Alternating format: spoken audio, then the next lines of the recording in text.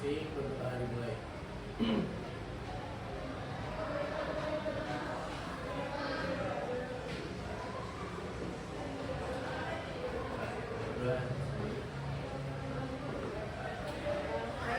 Kakak berdiri ya. Nah, pada kegiatan ini saya sedikit menjelaskan terkait bimbingan kelompok. Nah, pada bimbingan kelompok ini tujuannya dilakukan yaitu bagaimana seorang siswa atau peserta didik atau anggota dari kelompok ini bisa menyampaikan pendapatnya atau menyampaikan idenya atau gagasannya terkait apa yang disampaikan sebentar oleh fasilitator tersebut atau bisa menanggapi atau memberikan pertanyaan. Jadi sebentar ada temanya yaitu terkait kenakalan remaja pada siswa SMA. Nah, kenakalan remaja yang diangkat sebentar jadi temanya yaitu terkait bullying. Nah, ya, jadi untuk mengefisienkan waktu saya persilakan menanggapi diri selaku fasilitator untuk menjelaskan terkait kenakalan remaja. Karena kita cuma 10 orang, jadi pakai ini saja, tidak usah pakai TV atau LCD. Nah, di sini kalian lihat ilustrasi. Nah, ilustrasi ini ada yang ini minum-minuman keras, kemudian ada yang tawuran, setelah itu ada yang bully. Jadi kenakalan remaja itu ada beberapa macam. Contohnya seperti ilustrasi di atas. Siapa yang tahu kenakalan remaja yang lain selain yang ada dalam gambar ini? Rokok, oke, bagus. Yang lain? Kenapa? Ya, hisaplem juga. Nah, hisaplem dan rokok itu kan dilarang di sekolah, tidak sesuai dengan tata tertib sekolah. Siapa lagi yang tahu? Ceweknya? Balapan motor liar, secara liar. Nah, ya, bagus. Kemudian, nah, narkoba juga. Narkoba itu paling dilarang. Senior tugas. Yang lain? Kenapa? Pengucilan, ya, mengucilkan teman. Kemudian sudah dijelaskan tadi tentang tujuan konseling, tujuan bimbingan dari bimbingan kelompok ini. Jadi nanti setelah bimbingan kelompok ada juga yang namanya konseling kelompok. Tetapi untuk saat ini kita bimbingan kelompok. Nah, di sini kalian diajarkan untuk memahami apa sih faktor dari kenakalan remaja ini. Setelah itu kami akan mendorong kalian berpikir kritis. Nanti kakak bagi menjadi ada yang pro dan kontra seperti itu. Jadi apakah kamu setuju dengan kasus ini ataukah kamu menentangnya? Oke? Jadi diharap kerjasamanya teman-teman. Nah, dengan itu kalian mampu mengambil kesimpulan. Jadi dari masalah itu kalian dapat memecahkan masalahnya sendiri, oke? Jadi nanti di sini kalian sebagai agen-agen di temannya. Jadi setelah mempelajari ini, kami harapkan kalian yang menjadi agen-agen yang tidak melakukan itu dan membela kalau itu pun terjadi di kelas kalian. Nah, ada yang tahu kenakalan remaja itu apa? Pengertiannya? Ya, betul sekali. Tindakan-tindakan yang melanggar atau tidak sesuai dengan norma dan hukum. Kemudian contohnya seperti tadi, narkoba, ada yang sebut narkoba, bullying, dan sebagainya. Kemudian ada yang tahu faktor penyebabnya? Iya, betul. Pergaulan itu dari faktor eksternal. Keluarga juga faktor eksternal. Kemudian selain faktor eksternal, kira-kira apa sih yang membuat orang jadi melakukan kenakalan remaja? Lingkungan sekitar juga, oke. Nah, kepuasan diri dari internalnya, dari diri sendiri. Nah, kalau siswa SMA begini, mereka waktu-waktunya untuk pencarian jati diri. Jadi mereka masih mencari jati dirinya. Saya ini apa sebenarnya? Saya ini harusnya bagaimana sebenarnya? Jadi makanya mereka mau mencoba. Begitu. Ada yang lain? Betul. Rasa ingin tahunya tinggi. Yang ceweknya banyaknya ini deh. Kemudian, nah di sini kita nanti kenakalan remajanya itu kita ambil dijelaskan dari kakak atau Ibu Hera tadi, fasilitator saya. Nah, di sini kita menggunakan teknik dialog Sokrates. Nah, teknik dialog Sokrates ini seperti yang tadi saya katakan, ada yang pro dan kontra. Nah, kalian yang menemukan sendiri jawaban dari hal itu. Kemudian, nah ini contoh kasusnya. Kalian baca satu-satu, nah.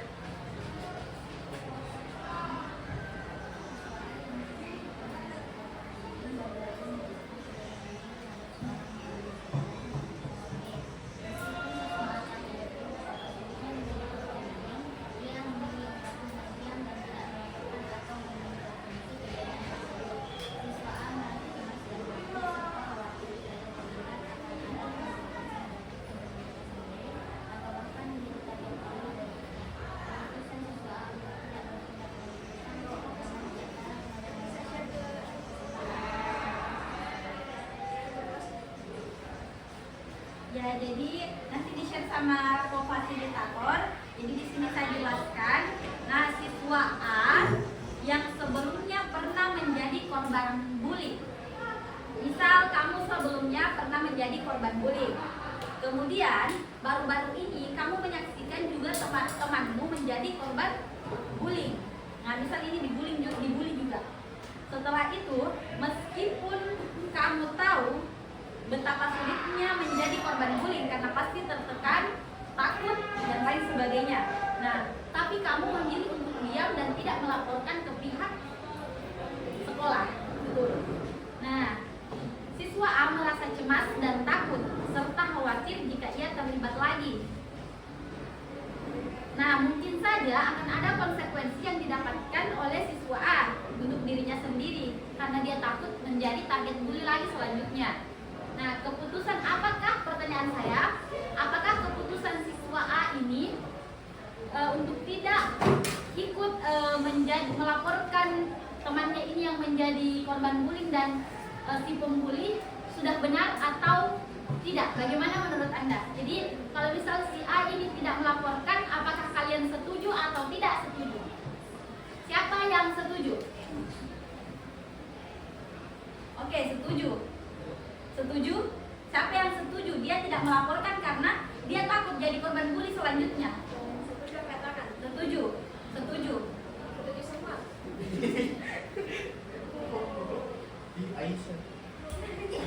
Lagu-lagu kayak Ya, mau didebatkan. Oke.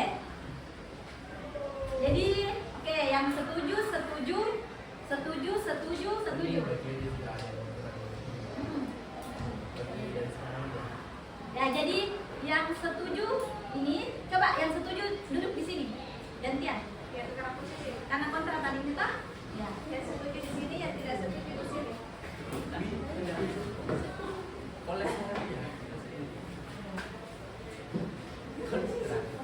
Oke, jadi yang ini barisan pro, ini barisan kontra. Oke. Nah, jadi untuk yang setuju dulu, kenapa setuju? Berdiri. Satu orang saja dulu. Oke, kita terserah begitu. Siapa duluan? Karena kan itu lumayan real, jadi kalau misalnya ada yang melakukan masalah yang beginian lah atau apa, pasti akan ada lagi lah gitu. Jadi bakalan jadi korban bully selanjutnya. Nah, jadi makanya memilih untuk diam. Iya, bakalan dibohongi gitu. Oh, iya, iya, ya. Karena takut lagi kemudian dia yang jadi korban. Oke. Kita Kalau dari garis besarnya oke. jadi kan kita nih hidup di dunia, memang manusia makhluk sosial, tapi setiap manusia itu kan punya kehidupannya masing-masing. Terus kenapa saya setuju untuk tidak melaporkan? Dikarenakan karena kadang kita manusia itu bukan masalah yang mendatanginya, tapi manusia itu punya masalah. Jadi kayak seharusnya ini saya tidak dibully, tapi karena saya melaporkan adanya pembulian, bisa saja saya menjadi ikut-ikutan terbully, dan bisa saja yang dibully sebelumnya malah menjadi saya yang terbully, jadi mengganti target lah istilahnya. Tidak mau kena. Ya. Iya. Ya kayak my life, your life is your life. Oke. Jadi kayak bentuk keegoisan. Termasuk ya egoisan, ya kembali lagi ke mindset setiap orang. Oke, bagus. Jadi yang kontra dulu. Nah, jadi menurut saya tuh saya tidak setuju dengan perlakuan yang dilakukan oleh si A. Karena kan dia juga pernah menjadi korban bully. Dan pasti dimanapun bully itu tetap selalu dilarang atau terlalu selalu salah. Nah, karena kan dia juga berteman, seharusnya sebagai teman harus melapor, bukan karena jangan takut, karena pasti jika guru melihat kejadian tersebut, pasti guru juga mendukung seseorang yang melaporkan malah, dan juga mendukung seseorang yang dibully. Dan juga mungkin jika seseorang si A ini tetap tidak melapor, bisa jadi juga dia akan tetap menjadi korban selanjutnya. Kenapa? Karena dia tidak melakukan laporan, sehingga temannya lebih bebas lagi membuli yang lainnya. Oke, good. Selanjutnya. Berarti debat Ya, ya. silakan.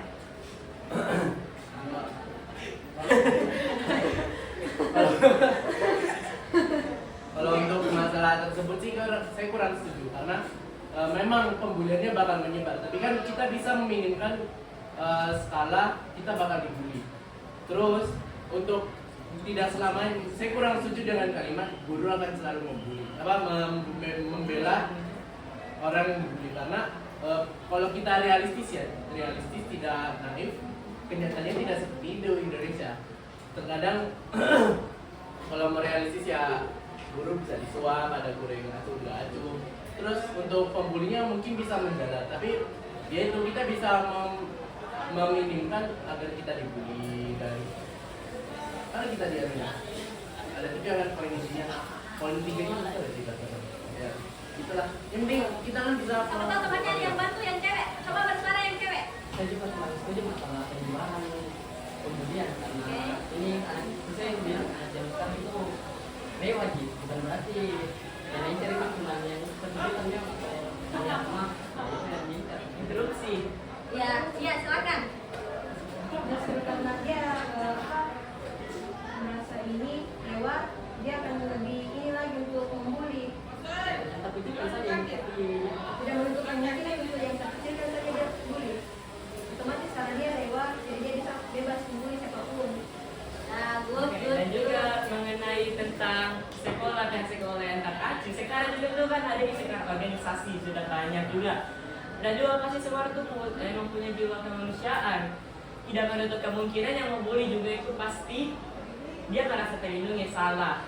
Jadi pasti di mana-mana sekarang sudah ada guru BK dan juga saya sangat kurang setuju dengan kata penyuapan. Karena itu dia jelas-jelas tertentu bahwa sangat mustahil jika guru disuap oleh seorang siswa.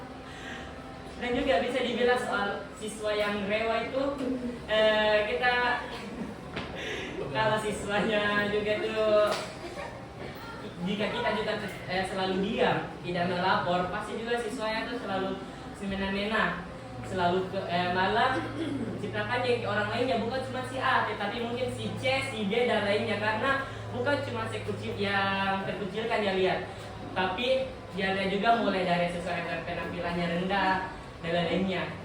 Itu juga salah satu faktornya. Jadi jika kita selalu diam melihat pembulian. Dan juga saya ingin tanya, apakah kalian ingin melihat seseorang tersakiti? Apakah kalian mau disakiti? Tentu saja tidak. Misal jika kalian dilaporkan, apakah kalian ingin dibela? Tentu saja iya. Oke, good. Silakan, masih ada. Ayo. tapi kan Pembuli. Tidak, kan Iya.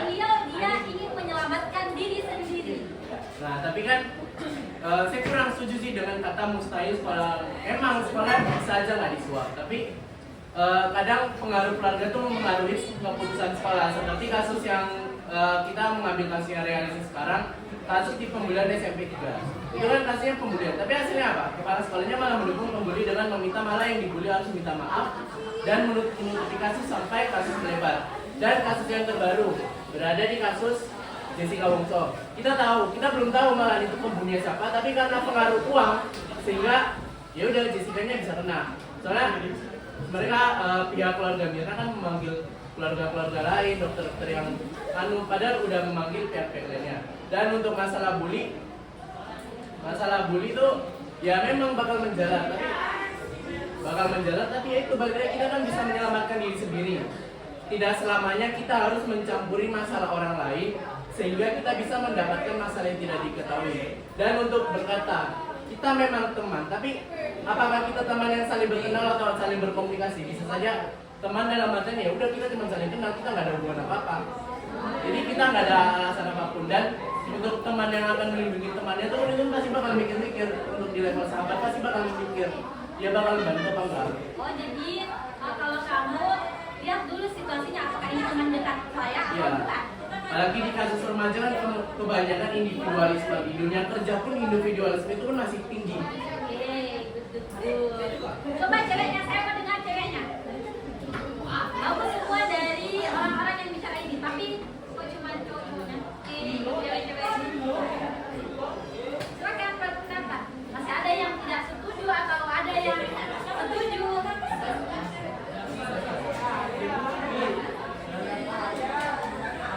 Ada yang pernah di sini jadi korban bully? Pernah ada. Nah, pernah jadi korban bully, tapi kenapa tidak berani melapor? Karena karena kan dan kita sebagai korban bully itu pasti merasa cemas dan takut. Kalau misalnya kita melapor, pasti orang yang jadi pembuli ini tahu. Kalau kita melapor ke guru, pasti kita kena penyelidikan. Kalau kita nggak kena lagi, cara mengatasi itu susah. Jadi mungkin dia lebih memilih untuk diam saja. Jadi cukup satu kali itu saja. Pokoknya sudah dibully, kalian tak dibully lagi kembali, cuma satu kali. ini karena kami memiliki pengalaman, jadi kayak kami seperti mengetahui alurnya segala kami melakukan. Kami lebih memilih memilih di sini.